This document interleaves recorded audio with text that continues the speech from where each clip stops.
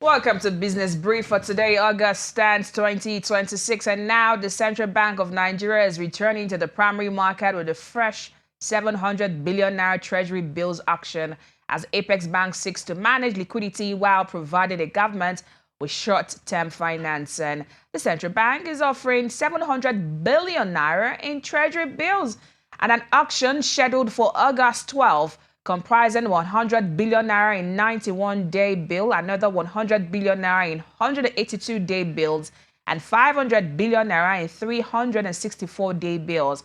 The latest offer comes amid significant activity in the money market, with about 1.58 trillion naira in open market operations securities also expected to mature this week. Now, the return to the primary market is therefore being closely watched by investors, as the auction could provide fresh indications of demand for government securities and prevailing conditions in the fixed income market.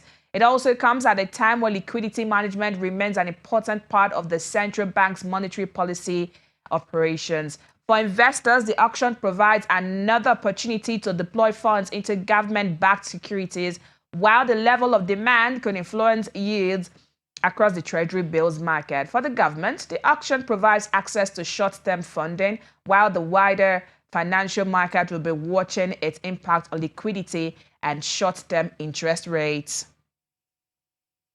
Nigeria's subnational debt remains heavily concentrated, with three jurisdictions accounting for more than 43% of the domestic debt owed by the country's 36 states and the Federal Capital Territory.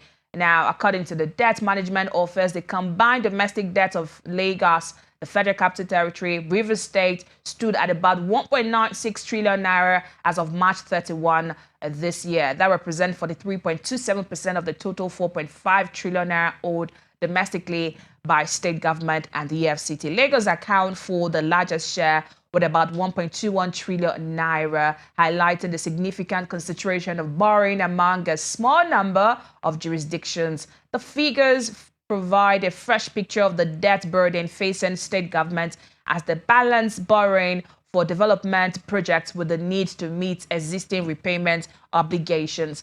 State borrowing can provide funding for infrastructure and other projects that support economic growth, particularly where internally generated revenue is insufficient. However, higher debt also means increased debt servicing commitments and greater pressure on government finances.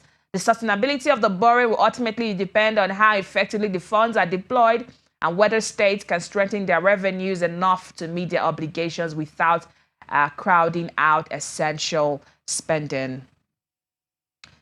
And lastly, on Business Brief, Nigeria's telecommunications industry is recording another milestone, with mobile data consumption reaching a new high as more Nigerians rely on digital services for work, businesses, and everyday activities. Data from the Nigerian Communications Commission shows that Nigerians consume a record of 1.5 million terabytes of mobile data in May alone. The increase came alongside a rise in active mobile subscriptions, which climbed about from 154.3 million to 157 million during the period. The figures point to the growing importance of mobile connectivity in the economy, as consumers increasingly use the internet for digital payment, online commerce, entertainment, communication, and other forms of services. For telecommunications operators, the surge in consumption represents a growing market, but it also increases the need for investment in network capacity and infrastructure. What this means for telecoms: continued growth in data usage could create further opportunities for telecoms now.